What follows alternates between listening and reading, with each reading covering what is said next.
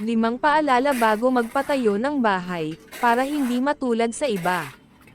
Pero disclaimer lang, itong aking ibabahagi ay base lang sa aking personal na experience. E-share ko lang ng kaunti nung nagpatayo kasi ako ng bahay.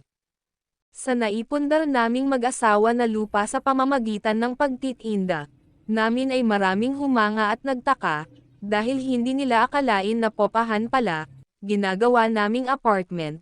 At doon, marami ang nagsabi na sana, ganyan ang ginawa ko sa bahay ko, lalo at tumatanda na mahirap na maghanap buhay, nakakahiya humingi sa mga anak, sana daw ay nagkaroon sila ng passive income, kaya naman naisip ko na aking ibahagi, baka makatulong sa iba.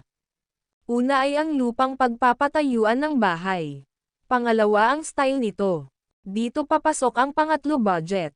Pang-apat at isa sa pinaka-importante, location. Bago katulad sa aming lupa, ang dati ay pangarap lang namin na mag-alaga ng manok, baboy at mapagtayuan ng aming munting kubo. Mayroon kaunting mapagtaniman ng halaman para maging sustainable. Ganun lang kasimple ang gusto namin, kaya lang nang sinubukan namin ay hindi pala ganun kadali, kailangan pala ng full-time. Doon nagbago ang isip namin mag-asawa, at nakita ang ganda pala ng location, malapit sa lahat, malapit sa highway, mga factory, at isang sakay lang nasa city ka na. Naisip ko madami ang maghahanap ng popahan dito.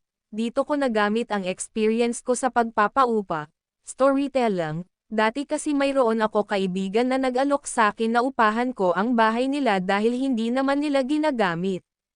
At gawin kong bed spacer, kaya mayroon din akong experience sa pag-handle ng popahan, nasa 5 years.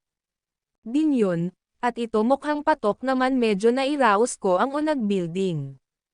Ngayon ay napapaupahan ko na, pero hindi ko sinasabi na't expert na ako, pero ideal ito sa mga taong naghahanap ng passive income kahit nasa malayo, habang bata pa maging ideal dahil madami ang obligation, kahit may bahay at lupa ka magbabayad ka pa din ng amelyer. See you next vlog. Madami ang nagpapagawa ng bahay pero hindi natatapos. Kung gusto nyo i-share ko ang journey ko tungkol dito, please comments yes. Thank you for watching. Don't forget to like and subscribe.